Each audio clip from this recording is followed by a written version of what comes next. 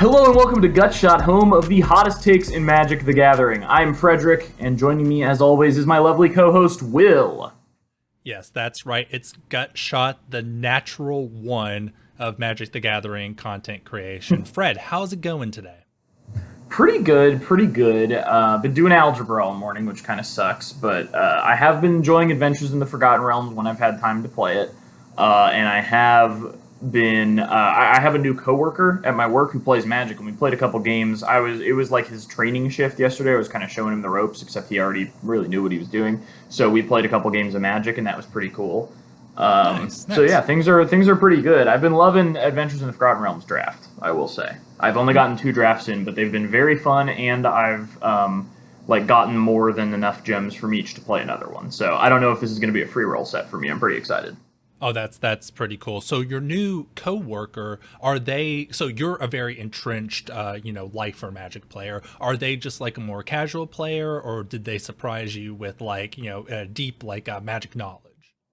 So he's like an old school player. He's in his 40s, and he started playing with Alpha, Beta, Unlimited, Revised. Oh yeah. Yeah. He has 2 sets of Power 9 that he's saving for when it's time to send his kids to college. And he plays a lot of he has a lot of casual decks from different eras. Like that's his favorite way to play. And he showed me what he played with was his Eldrazi deck from so it was Zendikar block constructed basically, but it was a pretty good deck. It played, it had Growth Spasm, it had multiple copies of each of the Eldrazi Titans, and most notably it had a playset of Eldrazi Temples and a playset of Ayavugans. So, my modern deck actually, it held its own against my modern deck. But it was some fun games. That is a bit more, that's a bit higher level than I would expect from, I found a coworker that played Magic. I've been in that situation before, and it's always a lot of fun. But let's be honest, in those situations, it's usually 60 card kitchen table, casual deck that can't stand up to, your entrenched decks. Oh, that's really cool, man. I hope you all get to play a little bit more. Yeah, I'm pretty excited. Once he's done with training, there's only one person on the front desk at a time, so probably won't happen much, but I told him if he switches a couple of cards out of the list, he can come down to Thursday Night Modern at our LGS, so I'm hoping that'll happen. That is super cool. Well, as you mentioned, this weekend has been the release for the new set, Dungeons & Dragons Adventures in the Forgotten Realms, and you said that you played a little bit this weekend. I wanted to play a lot more than I was able to, but I got 2 sealed pools in there, and let's just go ahead and talk about our experience with the new set. Fred, it seems like you're finding a lot of what's the term, success with the new set. Why don't you tell us about the drafts that you did and how you feel about the format so far? Yeah, so the first draft that I did, I honestly feel like I could have gotten 7 wins if I'd paid more attention to what dungeon was the best to get at what point in the game, because I drafted a black-white venture deck with my first draft. And with my first few drafts, I try to play as many different cards as I can to get a feel for how they play and decide what I like and what I don't like. And in terms of things that surprisingly overperformed, the equipment that gives Death Touch and lets you drain them for 2 when you swing alone was an all-star, as well as just you can put that on any little creature and it'll be really strong. The Hawk that can pay 3 and tap itself and another creature to venture into the dungeon is really good. And then I got 2 copies of the black-white uncommon legendary that ventures when it comes in, and then when it swings, if you've completed a dungeon, you return a creature with CMC 3 or less from your graveyard to play. And it was just kind of it was just kind of a value engine. So that deck was really sweet. And then the second draft, I actually just had blue-green good stuff. I first picked the Wizard class, that was my first pick in pack 1, and then the next pick was I picked an Owlbear because there weren't any good cards in that pack, or any good blue cards in that pack, and I figured you can't go wrong with Owlbear. Turns out I was right. Ended up with 4 Owlbears in the deck, and Owlbear is really good. And then, I had some draw cards, my little blue 2-drops, and then, the Wizard class, which just sort of seals up the game in the late game. And it was a pretty nasty deck. I think that deck actually had 0 rares, and I was able to get to 5 wins with it, which was pretty sweet. 5 or 6, I don't remember. You were really high on Owlbear when we talked about it during our spoiler episode. Yeah, so I'm glad to hear that it's living up to the expectation you thought it would have. Yeah, and limited for sure. And in standard, I've been playing Black White Adventures with 4 Acera. So you try to complete the Tomb of Annihilation as quickly as possible, so you can have your 3 mana 5/5 that makes 2/2s when it attacks. And then you play, like, of course, the Paladin that when it comes in or attacks, you venture, and then you play like the venture removal spell and the Gargoyle. That's a 3/4 flyer if you've completed a dungeon, and when it comes in, you adventure. And that deck is actually pretty great. I've actually had quite a bit of success with it. So the card that you mentioned first, is that the one that bounces if you haven't completed a dungeon, and then you can like do things to like take advantage of that? Yeah, it bounces specifically if you haven't completed Tomb of Annihilation. So you have to do that one first. Yeah. But yes, that is the one. That seems pretty good. Yeah, I did you see anybody doing the Platinum Haven trick? Is that something that your deck wants to do, or did you see any of that? I did not do the Platinum Haven trick. I did not see a lot of that. From what I understand, that's mostly happening in the standard 2022 queue now. Okay. Where it's only the most recent 4 sets because there's just way less answers to it there, and it's always best of one. So I ran into very little of that. I think I played against the deck trying to do that once or twice. Sure. Yeah. For those that don't know about this, there is the creature land from Kaldheim, Faceless Haven, which you pay 3 snowman and it turns into a 4/3. And there is a new mythic from the D&D set, it's the White Book of Exalted Deeds. Exalted Deeds. When it comes into play, you put a counter on a creature, and that counter basically turns the creature into a Platinum Angel.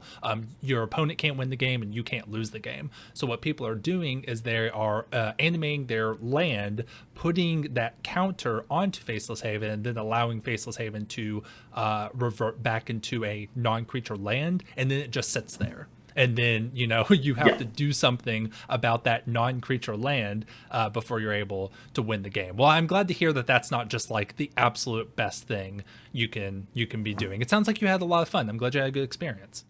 Yeah. How did your sealed pools go? What'd you build? What'd you play? How'd you do? Ooh, oh man, it was bad. And I think it's more my skill and up to dateness with like what's good in the set. I think I opened reasonable pools. I just didn't have much luck with them. Both times I played a blue-black base. The first one, I think I splashed green for ochre jelly. The one, it's like a green and X, and then it like dies, it splits.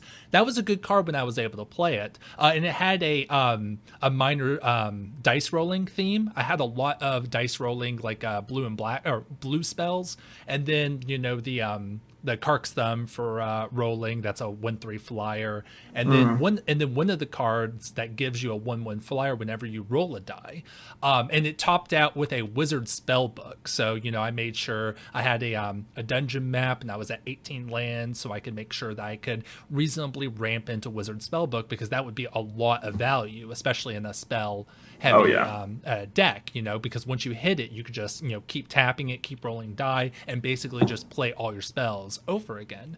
And I did get a natural 20 with the wizard spell book one time with a bounce spell and a kill spell in my graveyard. That felt pretty nice. Good. But I think overall the deck was just kind of it just wasn't really all that powerful at the end of the day. If I'm trying, it felt more like a draft deck, and just playing against sealed decks that were just trying to play bomb after bomb after bomb. I didn't think it had the inherent power to pull through. So I went 2-3 on that one. And then the one I did this morning, I went 0-3. It was bad. I don't think my deck was bad. I think it was just one of those things where I probably just built a subpar deck. Again, it was blue-black, probably leaning a bit more black because I had the uncommon black dragon, the one that gives -3/-3 when it comes into play. Yes. And one of the blue ones too, but it was more heavy black. But it was leaning a lot more on like tap target creature, it doesn't untap, and just kind of middling commons and uncommons. So the deck wasn't bad, but it wasn't at the power level it needed to be. And I'm sure I built it poorly and played it poorly. But yeah, so that's how that went. I am still excited for the set, though. I have to say, I like what's going on.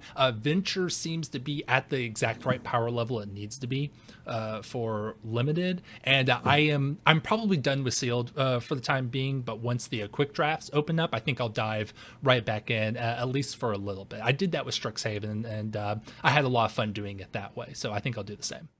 Okay, yeah, I would recommend it for sure. I like the set's limited format. I was going to complain about the die rolls, and your story reminded me. I rev rolled one nat 20 as well, and it was the vigilance creature that when it attacks, you roll a die, and the nat 20 lets you gain 5 life. So not quite as explosive, and I have lost a game to someone who rolled 2 nat 20s. So that felt pretty bad. Yeah, that's tough, but I guess that's part of the fun. I mean, that's part of why people love D&D so much. Just, that game is because when you get those natural 20s, it just feels so good. It creates stories you want to talk about, right? I guess that's true, but when it's an adversarial game where like it kind of takes the strategy out of it, I don't know. I'm not a fan. But I tell you what, I do not want to have this conversation right now because I've been hearing this conversation online about whether the dice rolls are good for competitive games such as Magic, and I do not want to have that conversation with anyone. Okay. Next episode. Okay. Well, let's move on to our main topic where we're going to be talking about decks that we're excited about and playing now. But before we do that, let's go ahead and do our engagement here. Thank you for listening to this episode of Gut Shot. It means a lot to us, episode in, episode out, you coming in and seeing what we're doing. If you like what we're doing here, please like the YouTube video. The bell icon's there if you want notifications of when we put out new content. Subscribe to the channel for more of that juicy Gut Shot content. And more than anything, we want to hear what you have to say. What do you think about the decks that we're talking about today? What do you think about how we're approaching the new set? Do you like what we're saying? Do you disagree with us? Let us know. Leave a comment in the YouTube comments below, or you can tweet at us at GutshotPod. And I definitely want to read any comments or complaints, questions, anything like that. I want to read that on the air. So that being said, we are going to talk about 2 decks that we are both super excited about. We're kind of approaching 2 different formats here. We talked about this before. I played a ton of 100 card Historic Brawl in the event that happened about 2 weeks ago. So I want to talk about my philosophy going into Winota joining our forces for Historic Brawl. Now, Fred, you have been super excited about a modern deck, and I want to hear all about what you are doing in modern these days. Okay, yeah, I think you should go first. I'm excited to sort of break this down to learn what a hardcore Winota commander and Brawl and Historic Brawl player, what your thinking process is for building this deck, because you have put in the reps with this commander. Oh, yes, absolutely. And I have some strong opinions about Winota and how it should be played in Historic Brawl. So we talked about this on a previous episode, but Winota joining our forces was unbanned in Historic Brawl at the same time that the format was, quote, temporarily, but probably permanently increased to 100 cards. So the recent 100 card Historic Brawl event that we had, Winota was available. And I played the hell out of her. I played this deck almost exclusively, and I don't know what my win percentage is. I wasn't tracking my losses, unfortunately, but inside the client, I was able to see that I won about 170 games with this deck. So I have a lot to say about this deck. Yeah, start saying. In the quest to build the most optimal Winota deck, I looked at a lot of deck lists that people were putting out for this, and I didn't like a lot of the ones that I saw. I do believe that most of the Winota decks that I saw posted for this event were fundamentally misbuilt. There were a lot of bizarre choices in these decks, like Hero of Precinct 1, which is a a 2-mana 2/2 human. That is a good card if you're playing, lots of multicolored decks, but I don't really think fits with the main game plan of a Winota deck. And stuff like Hazda Marshal, a 1-mana 1/1 human that is good if you're attacking with a lot of creatures, but is not exactly something, just like Hero of Precinct 1, is not really something you want to get off of a Winota trigger, right? Yeah. Yeah. Real quick, for those who don't know, you might want to read what Winota does, so that while we're explaining the rest of the deck, it kind of makes more sense for people who don't know. Yes, okay, all right. Winota Join Our Forces, a mythic from Ikoria, which is about to rotate out standard, actually. 4 mana, 2 generic, 1 red, 1 right, so this is a Boros commander. Legendary creature, human warrior. It is a 4/4, but the main sauce of this is a triggered ability that it has. Whenever a non-human creature you control attacks, look at the top 6 cards of your library. You may put a human creature card from among them onto the battlefield, tapped and attacking. It gains indestructible until end of turn. Put the rest of them on the bottom of your library in a random order. So if you really want to use Winota to good effect, you want to be playing a lot of cheap early non-humans, either in card form or in token form, and then on turn 4, or as soon as you can, play Winota, attack with a bunch of, just rinky-dink non-humans, and just slam in huge, expensive, game-winning humans from the top of your deck. And then, those are indestructible, so it doesn't even, they could be chump block, but it doesn't really matter. It's a very powerful effect that is very easy to just win off of one big attack.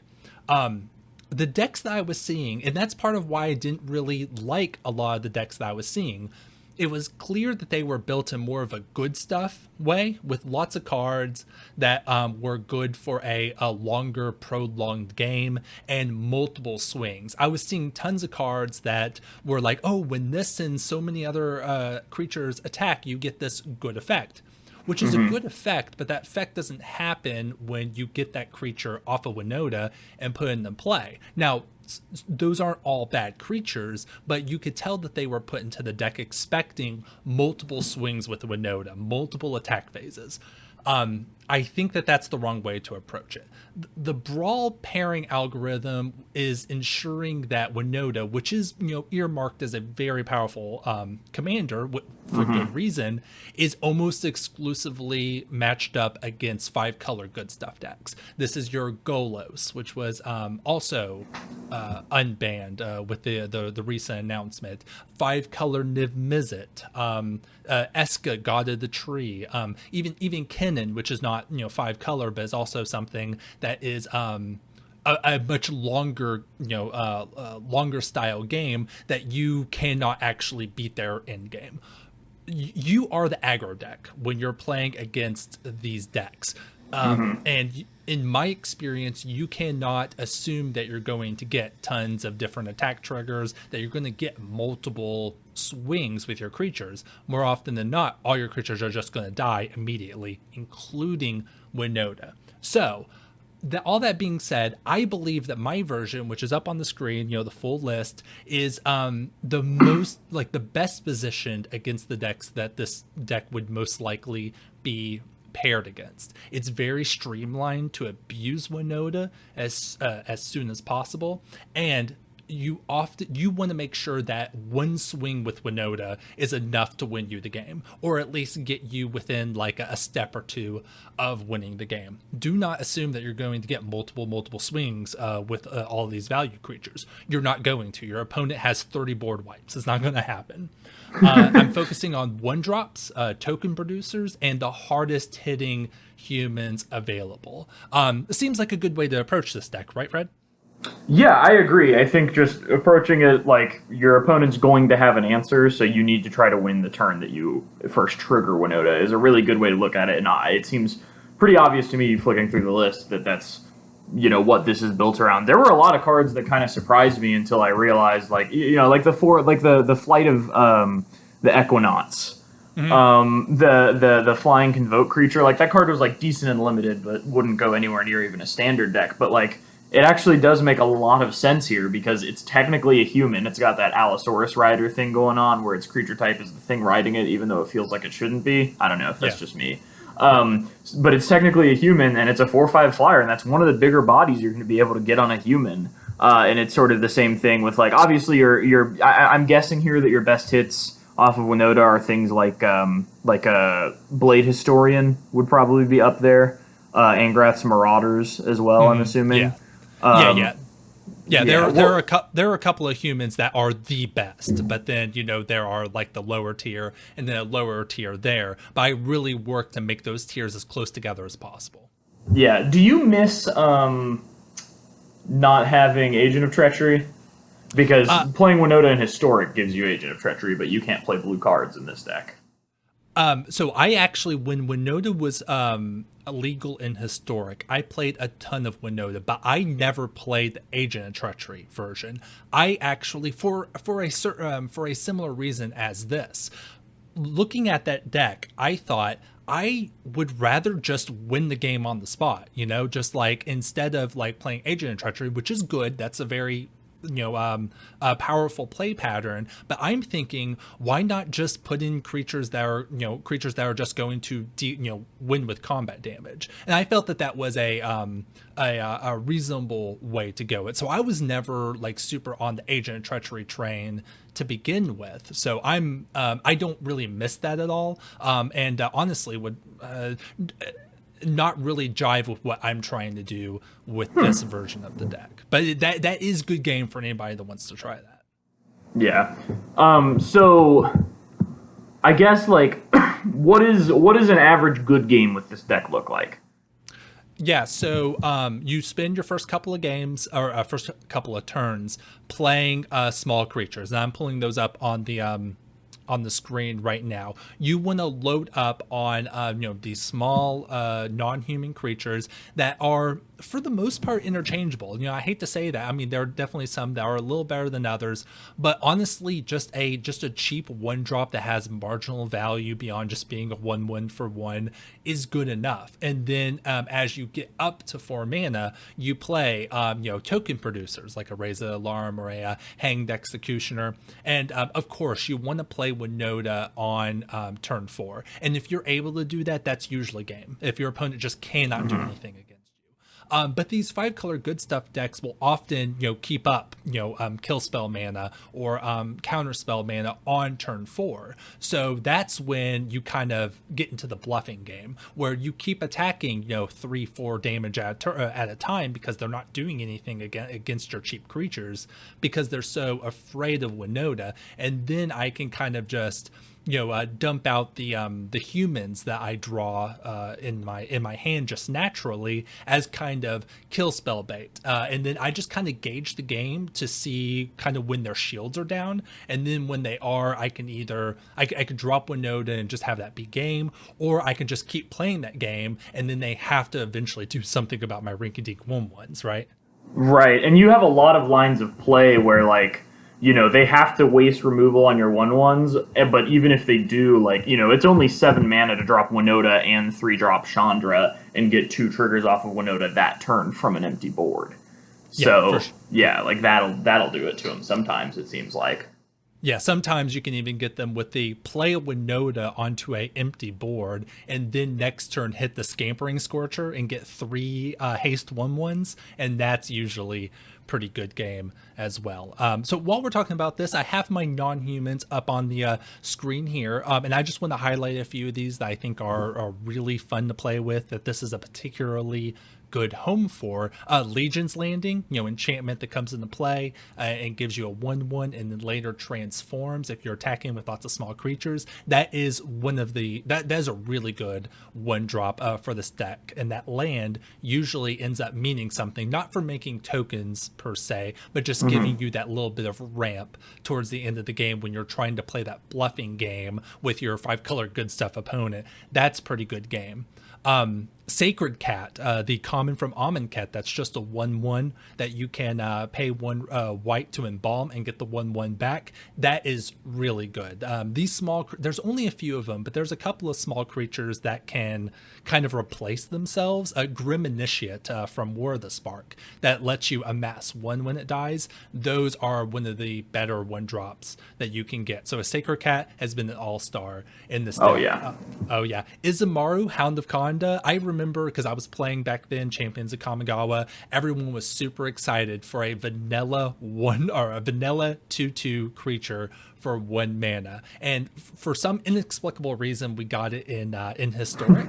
And I think that this is by far the best deck for that card. It's a cool card, but it just doesn't really fit in all that many places. And Izumaru it's really cool to get on turn 1, and this is probably the best the card's ever been in the entirety of Magic is in this deck. So glad I'm finally able to put it to good use. There's Stonecoil Serpent, and I don't need to tell you all, especially standard players, how good Stonecoil Serpent is. It's X for a 0/0. You get that many +1/+1 counters on it, and then it has Reach, Trample, and Protection from multicolored. You play it early, you play it late. It's just so good, and it's a non-human.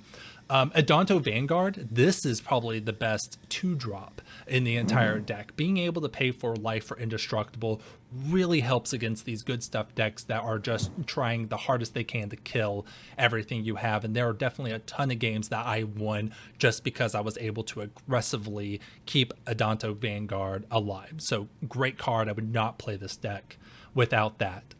This is a card that took a little bit for me to get onto, but once I saw how good it was, I couldn't think about playing without it. Wily Goblin finally got its due when the Goblin deck became super good in Historic with Muxa. This is Muxus's right-hand man. Exactly. But this card's good here too. You play a 1-drop, you play Wily Goblin on 2, you get the treasure token, you play Winota on turn 3, you start putting in those humans. That is, that's definitely a very powerful line of play, even if your opponent has the removal necessary. And if you're on the play, man, that's such an aggressive start. So I love Wily Goblin in this deck. And one more non-human I want to highlight here is Skyclave Apparition.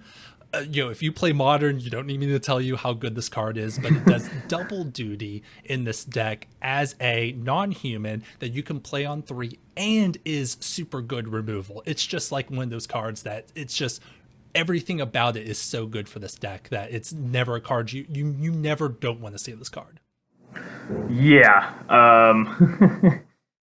Yeah. I have strong feelings about that card.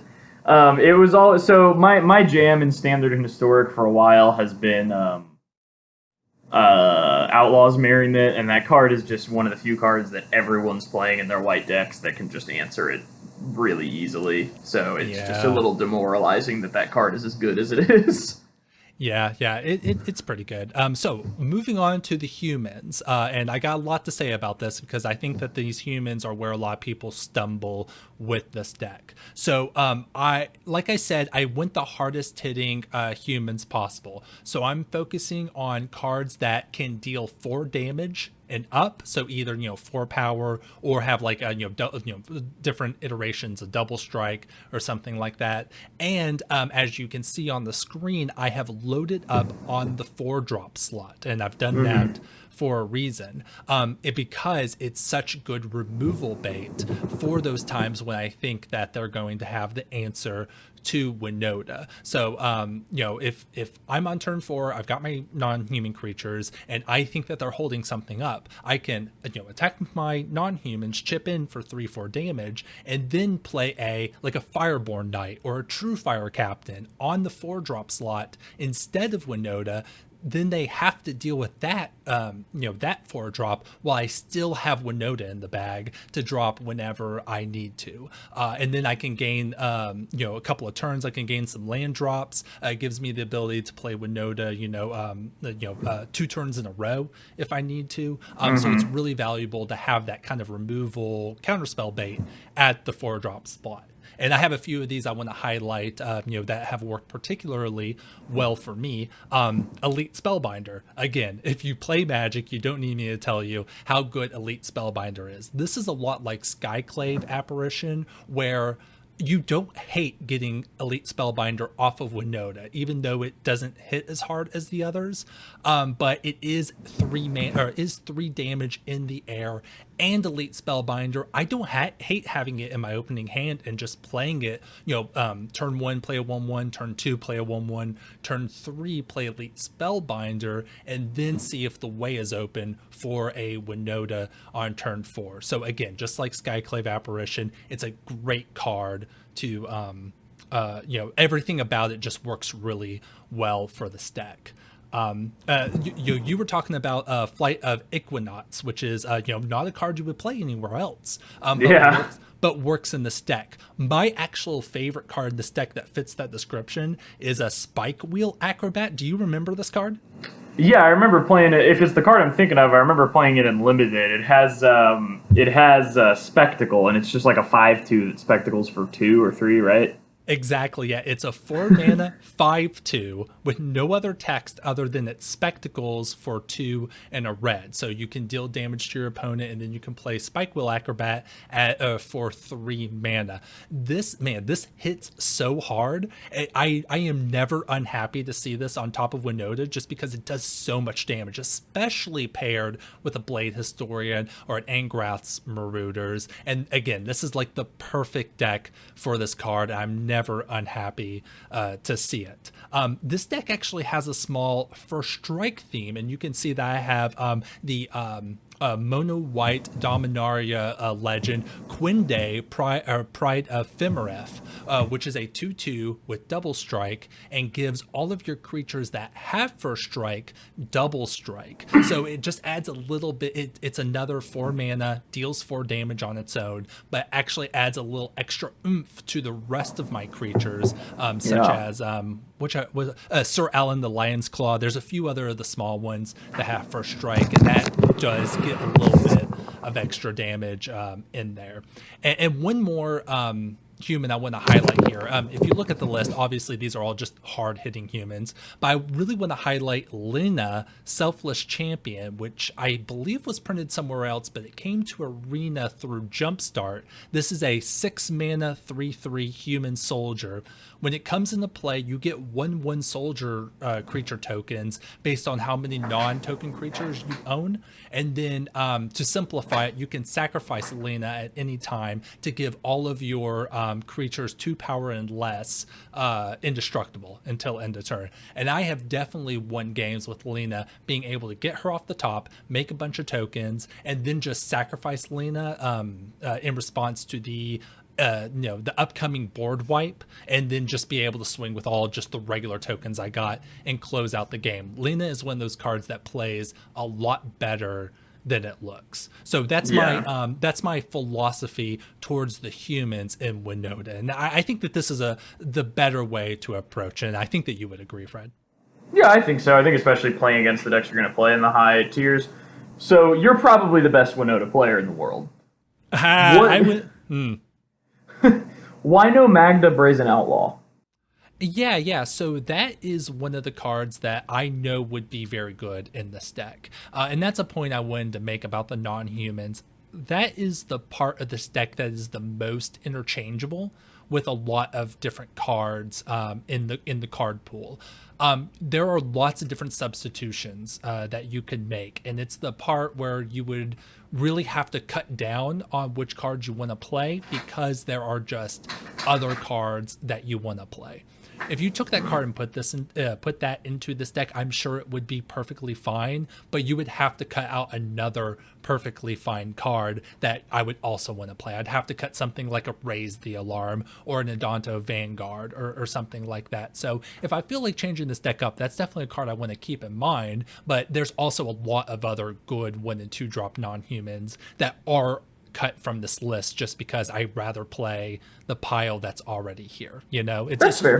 it's one of those tough cuts you got to do. The humans not so much. The humans is the tough part of this, and where you have to stretch and get those Flight of Equinaut cards to fill out your human slot. I have a little less leeway when it comes to that slot. Yeah, that's fair. I will defer to you on this list. It seems like you've tuned it pretty hard. But yeah, so what are these other spells? There are some things I'm quite surprised to see in this section. Okay, fair enough. And I'll wrap up my discussion here. I've said a lot about this. This is very sparse. Like I said, it's super streamlined. I want to play tons of non-humans and then swing and get humans. But, there are a few cards that just make sense to play. Got the Arcane Signet, got Embercleave, which is just such a good card. You really need to be playing that in any red aggressive deck you're playing. But there are a lot of awesome historic-only cards that I just wanted to play in this deck and do a lot of good work. Mana Tithe, 1 white, counter target spell unless its controller pays 1.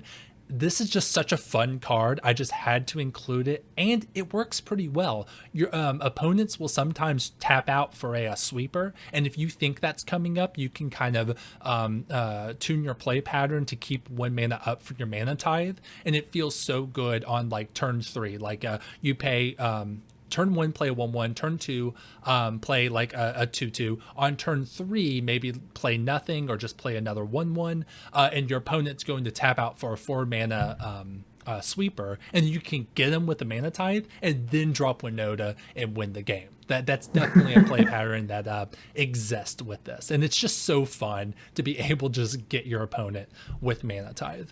I bet that is satisfying.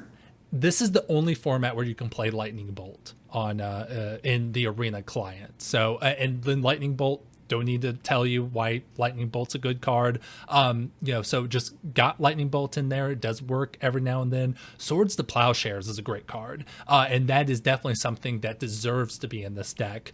Because, 1 mana just deals with just any kind of problematic blocker or anything like that. Just super great.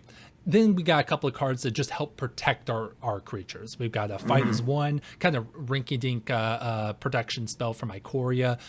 Basically gives a non-creature, or it gives a non-human and a human +1/+1 and indestructible. That's a pretty good game. God's Willing, protect your Winota or another creature in Scry.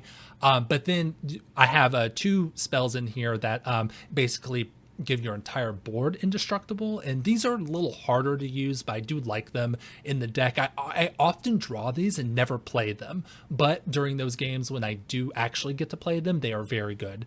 Make a Stand, I think it gives all creatures +1/+0 and indestructible, and then Unbreakable Formation, which if you play it during your main phase, all your creatures get +1/+1, get a +1/+1 counter.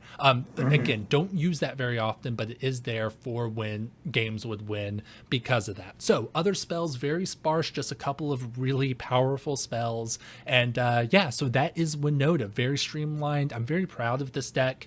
One other thing I'll say, I looked at the new Dungeons and Dragons set for cards that could go into this, and the set really has nothing for this deck. No huge Boros humans you want to cheat in, and no like cheap creatures that would be better than the cheap creatures that I already have in this deck.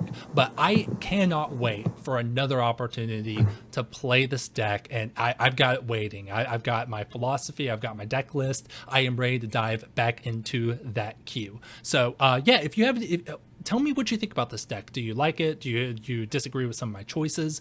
Put it in the comments below. And with that being said, Fred, I have spoken so long. I want to hear about what you're doing in Modern.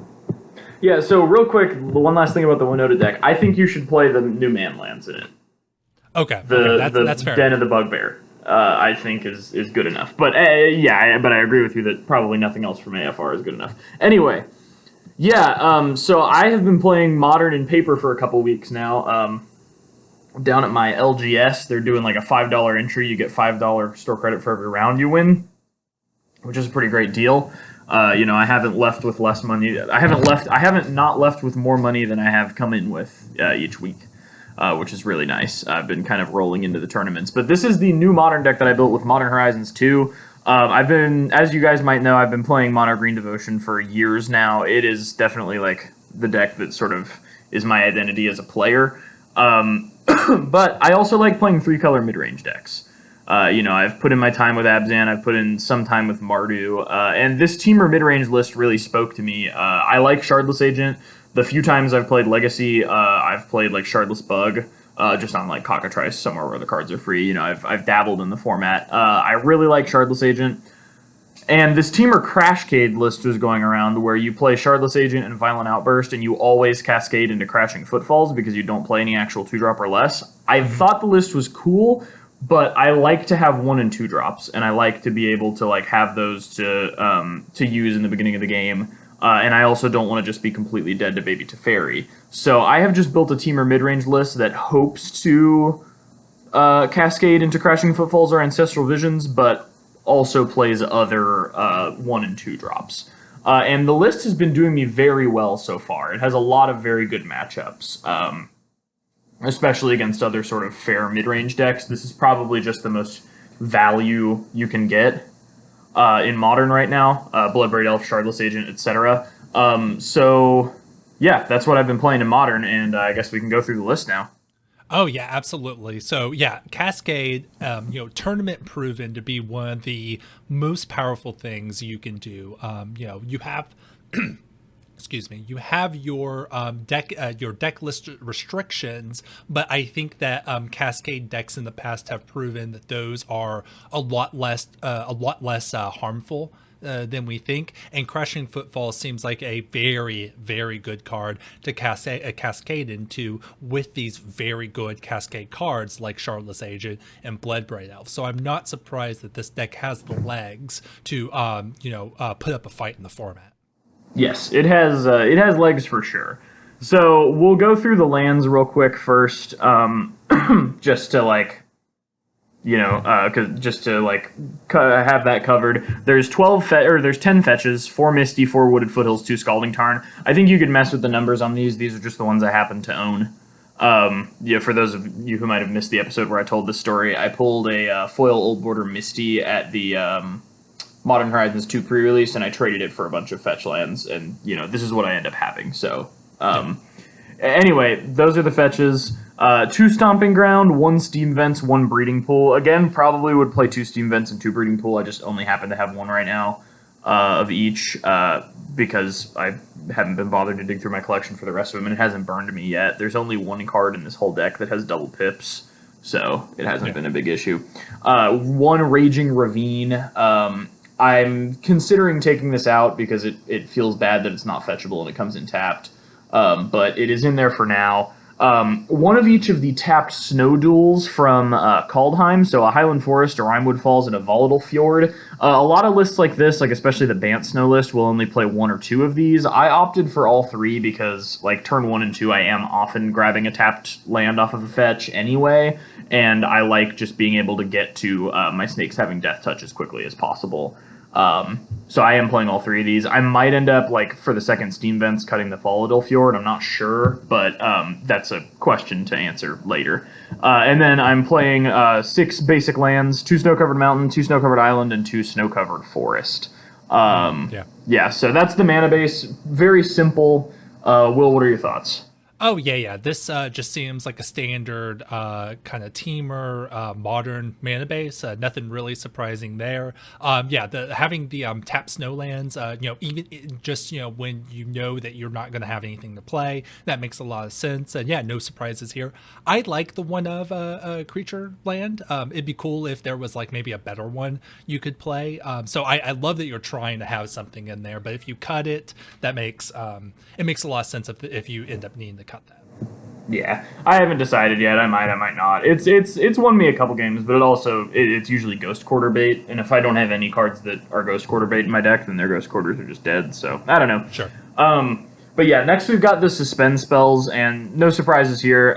4 Ancestral Visions, 4 Crashing Footfalls. These are sort of the 0 drops, and these are what you want to suspend or what you want to cascade into. They both have 0 mana, and they suspend 4 for 1 blue and 1 green, respectively. The blue one draws 3 cards. The green one makes 2/4/4 rhinos with trample, and I don't feel awful suspending these, but obviously they're mostly there to get cascaded into.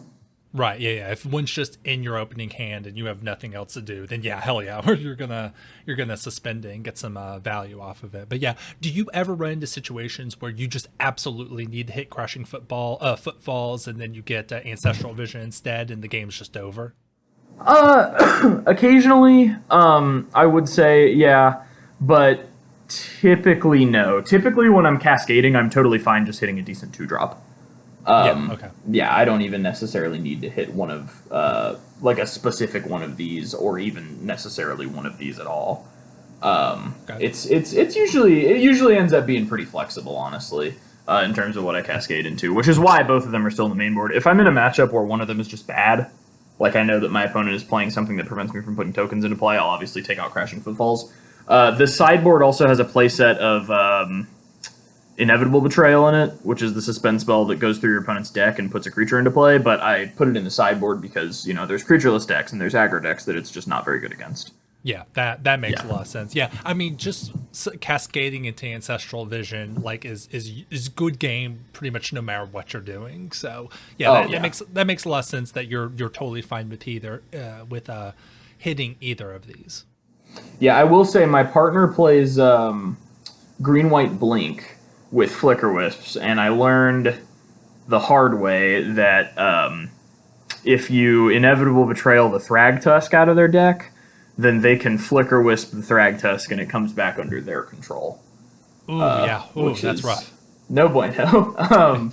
But yeah, so next we've got the 1-drops, and this is very short, sweet, and to the point. Play set of Lightning Bolts and a Ragavan. Ragavan is currently like $70, and so I'm not going to be buying another one anytime soon. I think the list might want to. I think the list definitely wants 2 Jace, which is just a 1 of right now, but yeah, I'm gonna be tweaking it later. But the Ragavan always gets removed when it comes out. I've barely ever gotten to cast any spells off of Ragavan so far. Yeah. But it is definitely a very strong card. I hear if it hits your opponent, it's pretty good. I haven't got to do that yet. But like, I don't know. The Lightning Bolts are obviously tried and true. It's the best red card in Modern. And it's just, it's early game removal. Or a lot of times, you'll have 2 bolts in the hand. They'll be at 6 because you've been hitting them, just double bolt them on their end step. Yeah, that makes a lot of sense. Can't really go wrong with that. So those are the 1-drops. Would you think about, so I know you only have the 1 Ragavan, but it seems like you do like having the card as removal bait. If the card went down in price, do you think that you would go up to like 2 or 4, or are you thinking about maybe cutting Ragavan and putting in something else, that you can get more copies of? Do you like Ragavan as a 1-of, or are you looking to change that based on availability? I think I will always at least play 1 Ragavan. My concern is like playing Ragavan turn 1 and then turn 3 playing Shardless Agent and cascading into Ragavan. Okay. That would feel bad. I don't think I'd go over 2 copies of Ragavan because of that, but I don't think it's like particularly likely that happens. Like, I don't think you should like avoid playing one of the best cards in Modern because of that. I think this list is optimal if it has a second Ragavan and a second Jace, but I don't know beyond that. Because of budget reasons right now, it's just 1 Ragavan, 1 Jace. But I am saving up my store credit at my local game store to get a second one. I just haven't decided which one I'm going to go up to a second copy of yet. And I was actually hoping for your thoughts on that after we talk about the list. Okay, yeah, I would absolutely like to have that conversation. Yeah, these seem like good 1-drops. Yeah, so these are the 2 2-drops, and one of these is kind of spicy, and I thought of it myself, and I'm pretty proud. The other one is Icefang Coatl. It's the reason I'm playing the Snowlands. It's just... what's the Strix? Baleful Strix? Thank you. It's just Baleful Strix with Flash, basically. It's pretty much always going to have Death Touch. It's great to cast on the end of your opponent's turn, draw a card, and it's great to just... you cascade into it off of Shardless Agent, and that's 3 mana for a 2/2, a 1/1 flying Death Touch, and a card. Yep, good game. This card's proved itself in Modern for sure. It's definitely a house. It's not the kind of thing that's ever going to get banned, but like any blue-green deck really feels like it needs to play Snowlands to play Icefang Coatl. And this is something that you lose if you play the Crashcade version. You don't get to play this, and I think this card's really strong. It's great as like a removal spell that draws a card for anything that's attacking you, which is kind of insane. I just think Icefang Quaddle has proved itself as a 4 of in lists like this. And then the other card is It Charm, which is a very weird thing to see here, I know. It's 1 and a red for an instant, or it's a blue and a red for an instant. Choose one, Spell Pierce, Shock, or Faithless Looting. And the main reason it's in here is Baby Teferi. Baby Teferi, you basically just can't play the game against Baby Teferi. Your suspend cards don't work. Your cascade cards don't work. So if a Baby Teferi hits the field, you basically have to like be able to bolt stomp it or like bolt rush Ragavan and hit it. So you're just in a really bad place. But Is It Charm gives you a counter spell, which you can leave up if they're on Baby Teferi mana and counter it unless they pay 2, but also isn't just dead if you cascade into it. If you cascade into it, the worst you're going to be able to do is Faithless Looting, which is still helpful. Best case scenario, you're going to be able to shock a creature and kill it. So I really like Is It Charm here, just as I was debating between this and Cryptic Command, and I just decided, Cryptic Command, often they're going to be able to get down to Baby Teferi under it because Cryptic Command costs 4 mana, and Is It Charm is just a 2-drop. Even if you go second, you will be able to counter Baby Teferi with it if you have it in your hand, so I am pro Is It Charm. What do you think about these 2-drops? Oh yeah, Is It Charm is so cool. Like I know that power level wise, it's not the most powerful Magic card we've ever seen, but it's so versatile at 2 mana, and all 3 of these modes are just so good. It's definitely a fire and ice type situation card. I'm actually really glad that you found this tech, and it seems like your reason for using Is It Charm makes so much sense. Like I think it's a really smart inclusion to use Is It Charm. That's like one of the cards where you see it and you're like, oh, this takes this deck up another level, because of the very intelligent use of this lesser known card. Yeah, and I will say, I'll be honest, I would not use this at all if Baby Teferi didn't exist. There wouldn't really be any reason to play this, but as long as Baby Teferi exists, this is like my way to make sure that I don't lose to him. And I think that matchup has gone from bad to actually good by not playing just the Crashcade version and by choosing to include Is It Charm. Yeah, that's very smart. And at Icefang Quaddle, I mean, no complaints there. We know how good these value cards are, so that's definitely an inclusion that makes a lot of sense. Yeah, I like the both of these cards quite a bit. So next we've got the 3-drops, and these are Shardless Agent is in there for obvious reasons. It's 3 mana 2/2 Cascade. Can't go wrong with that. Not much to say there. Obviously, It's very powerful. Bone Crusher Giant, which is seeing some modern play. I'm a huge fan of the card. I've known it was going to see modern play since it came out. It's just too much value to ignore. 3 mana 4/3. Whenever it gets targeted by a spell, that spell's controller takes 2 damage, and then it's got an Adventure for 1 and a red. Damage can't be prevented this turn. Deals 2 damage to any target. It's an instant. This card's amazing. If they somehow get down to Baby Teferi, this is one of your best shots at killing it. It's just value. If you Cascade, so Shardless Agent doesn't hit this off of Cascade because it's a 3-drop. I'm going to sneeze.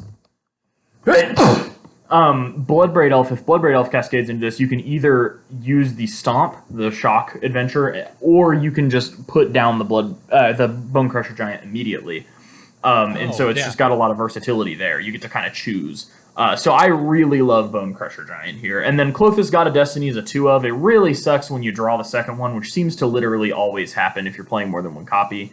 But it's almost unremovable, and it's just a really, really good way to just drain your opponent out and win the game kind of slowly. Or ramp yourself up if you need to have a big turn later. And it also, it's not instant speed graveyard removal like a lot of graveyard removal needs to be in Modern, but it will take your opponent off of Delirium, which does matter quite a bit, especially because a lot of decks are playing that Dragon's Rage Channeler, which, if you're just hitting a card out of their graveyard every turn, they're going to be off of Delirium pretty quickly. So Klothys is an all-star, which I am very happy that it ended up seeing Modern play because it was one of my favorite cards from that set. Oh yeah, you love Klothys. Like that was your go-to Historic Brawl deck, and we talked about it on this program before. So yeah, glad that Klothys, like you were able to get that card that you love in here, and it be just like a great card for this high-power deck. Yeah. I did not know about Bone Crusher Giant having that versatility if you cascade into it from Bloodbraid Elf. That's a really cool interaction to know about. Yeah, when you cascade into it, its CMC is 3, and then you get to pick once you've cascaded into it. This is because they changed the ruling to make Tybalt Valky not work.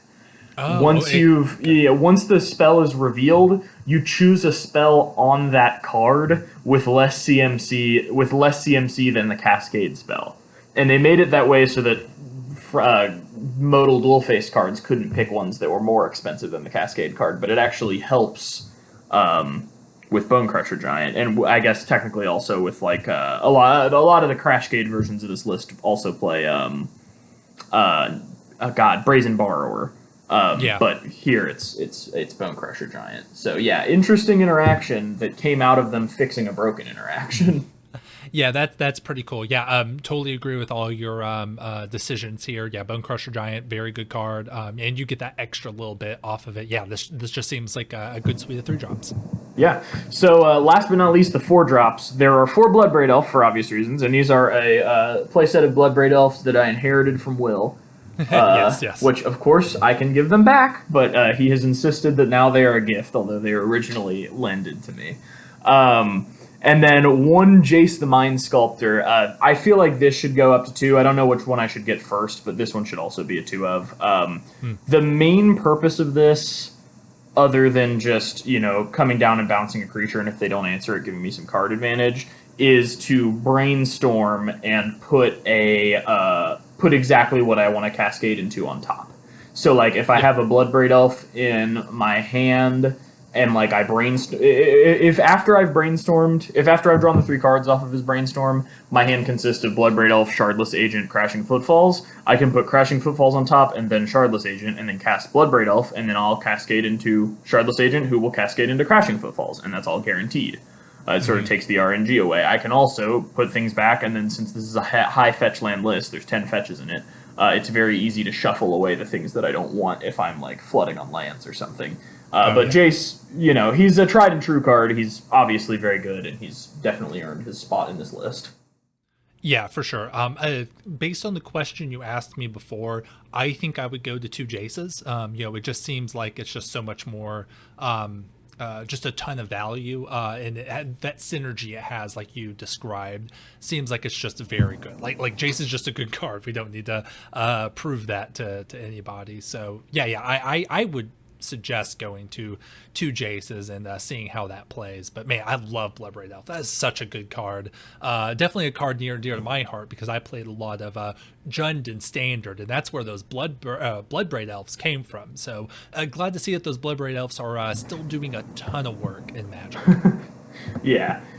So I've been loving this deck. I'm going to play it for the foreseeable future. I'm probably going to change some stuff around, figure out what I like. But I am really liking my matchups as of right now. I think the list is doing pretty well. What are your thoughts on the deck overall?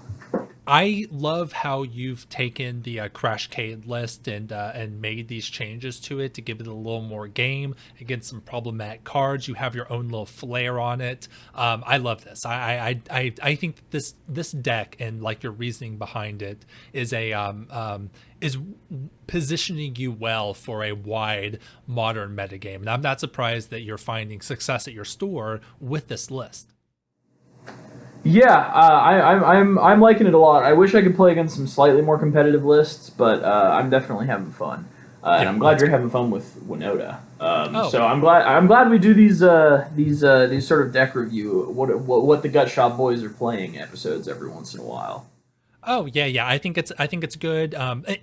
You can tell that both of us put a lot of thought into the decks that we talked about, and it's fun and also just informative for myself. Like writing down my reasoning for why I was putting cards in the Winota list really helped clarify my philosophy for the deck, and I wonder if putting this together helped you think about your deck a little bit too.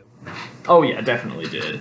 But yeah, I'm glad we did this episode. But with that said, we have an end segment to get to. Yes. Scoop Step.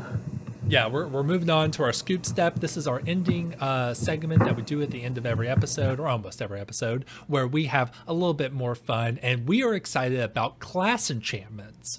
We were just added to the most recent D&D set where you can play a card and assume a bard class or a wizard class like Fred was talking about earlier, or sorcerer class or rogue class. But we were thinking, what other classes could there be in Magic the Gathering? Because we both talked about how we found the class enchantment idea interesting, but we were wondering how it could be used in the future. So both of us spent some time thinking about possible other class cards that could eventually come to Magic the Gathering. So we're going to share the ones we came up with. Do you mind if I go first? Not at all. Go ahead. Okay, so I actually have two. So I'm going to start with my first one, and I tried to be very serious about this one. I tried to make a real Magic card, and this is Burn class. Are you surprised? No, not at all. Burn class, I assume this would be a rare. 1 red mana. So level 1, and again, level 1, you get that immediately whenever you play the card, and the other levels you have to pay mana or some cost to move up a level. So level 1 of Burn class for 1 red mana, if a player would gain life, that player gains no life instead.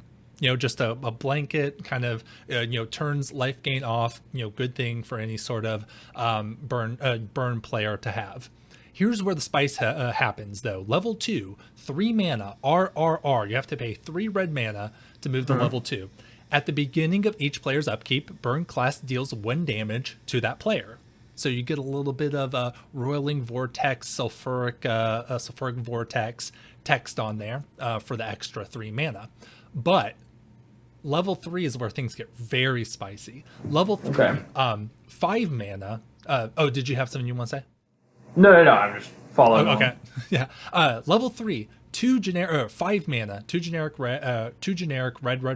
That could be tweaked, but it's heavy red, 5 mana. Burn class gains. Sacrifice a mountain. Burn class deals 1 damage to any target. So if you're flooding out, you play this, you can get up to level 3, you get the ability to just scoop up your mountains, put them in the graveyard, and lava axe your opponent or take care of some blockers, and you get the ability to just do that. What do you think of this card?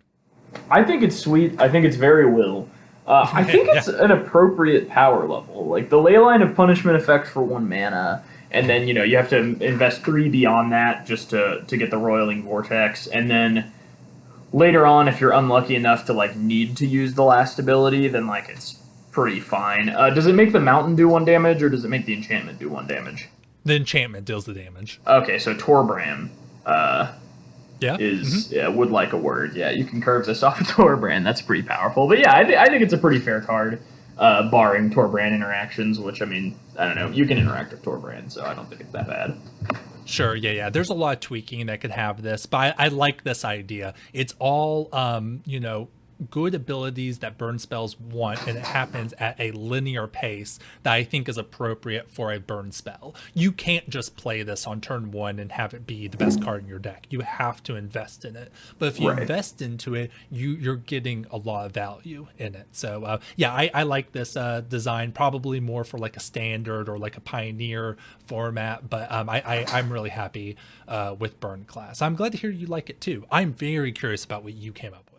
Yeah, so I just did the 1, and similar to the way that you did it, I kind of just made a class for the way that I like to play Magic, and I didn't give it a creative name. It's just the Fred class. Sure. So it's 1 and a green, and it's just sort of a mono-green ramp creature combat sort of class, and it's 1 and a green. Level 1, creatures you control have vigilance and trample. So just sort of, not quite an anthem, but 2 pretty relevant keywords. Although, notably, keywords that are only relevant if your opponent's also using creatures. And then level 2, for 2 and a green, whenever a land enters the battlefield under your control, put a +1/+1 counter on target creature you control, and you gain 2 life. It should be up to 1 target creature you control, I guess. Kind of an understated effect, but one that'll really get away with the game if you're not careful, and one that interacts with fetch lands in a positive way. And then level 3 for 4 and double green, at the beginning of your end step, create a 3/3 beast creature token. So, Yeah, so I thought about it like this can probably be as powerful as an emblem, even if you don't have to work as hard to get it to an emblem, because the enchantment can be removed. So I That's think, true. making it 4 and double green, you get a 3/3 at the beginning of each end steps, you'll get something immediately, and then like later on a little bit more. I think this is pretty fair and balanced and in line with what they've been doing with green cards lately. I would probably say this would be an uncommon, maybe a rare, because it can just keep making 3/3s if it doesn't get answered. Yeah, for sure, for sure. Yeah, I'm not surprised that you went down this road because you were talking about how much you like the Ranger class, which definitely reminds me of Ranger class, but it's a little bit different. And it seems like we took the same approach here. The first level is just kind of a blanket, makes kind of what you're doing just a little bit more powerful, and it just sits there, giving all your creatures. You said a trample and vigilance, right? Yes, yeah, vigilance and trample. Yeah, that seems good for the appropriate mana cost, and then it scales up linearly to where if you're able to get it up to the second level, you just get a little bit more value. You get that +1/+1 counter and the life, but then if you're able to take enough time off and mana off to get to that level 3, then it's like, okay, this is a real card. You need to deal with this, and I think that a lot of the classes we've seen are like that. You pay the cost of it not doing any much of it being a weak effect at the beginning and then putting time into it. No, I think I love the way you scaled it. I think that's a very smart game design way to think about it. Well, thank you. I appreciate it. I try to do smart game design. And it's also just you. Like, if you said, who do you know designed this? I would be like, yeah, it's a Fred card. Absolutely. Yeah, I'm a little transparent with that. But you said you have a second class. I do have a second class. Okay, so all no offense desired, intended. If you can't laugh at yourself, all that blah blah blah. Commander class, 1 green, 1 white, 1 blue, 3 mana. Commander class, level 1. If your starting deck size is 99 or higher, all spells cost 1 more to cast. No more asking, will you pay the 1, because now everyone has to. All right, level 2. This is 1 generic, 1 green, 1 white, 1 blue. So for 4 mana, when this class becomes level 2, exile target card from the Universes Beyond series. Put a shame counter on the card's owner. Let me tell you, the scariest thing in Magic. It's not like your opponent blood braiding into a crushing footfalls. It's nothing like that. It's bringing Rick Steadfast Leader to a casual commander pod. Nothing scares me in Magic more than that. So no shame counters for me. Level 3. 7 generic green, white, blue. So 7, that is 10 mana, 7 green, white, blue. When the current game reaches the 20th round of turns, I don't know how that would be templated in Magic, but you all know what I mean. When the current game reaches the 20th round of turns, each player draws 7 cards and gains 20 life, because when you get to the 20th round of turns in a commander game, why not go another 20 rounds of turns? Am I right? You want it to keep going, yeah, absolutely. Everyone's having fun. What do you think of commander class? Is this a card that you would play? Absolutely not. But I don't think that was the intention. I'm not a big commander guy, as listeners of the show will know, although I'm warming up to it a little. Hull Breacher got banned in commander today. Oh, yeah, I saw that. By the way, yeah. I think this perfectly encapsulates. I don't know. I think you could have done a better job capturing the flavor of everyone complaining. Sure. But I think it was pretty spot on. the Rick Steadfast Leader. It took everything I had to not put a overloaded Cyclonic Rift on here somewhere, but I felt no, that might be a little too good. I didn't want on the nose. Yeah, I don't want commander class to actually be good. No offense taken, commander players. I do not understand you, but I'm glad that you're here playing Magic. I'm glad you have fun playing Magic in whatever horseshit way you find. Okay. So that being said, thank you for listening to our Clash Enchantments. Man, we had a lot to say on this one. How do you feel about wrapping this one up? I feel pretty good about wrapping this one up. All right, folks, thank you for listening to this episode of Gut Shot. It really does mean a lot to us. Like the video if you like it. You can subscribe if you want more content, and leave a comment and tell us and complain about the Commander class and how we're a bunch of yahoos for insulting your favorite format. If you want to, you can follow me at AgroRhetoric on Twitter. Frederick is at FredSB on Twitter and at WarCrimesUwoo on Twitch. And you can follow the show on Twitter at GutShotPod.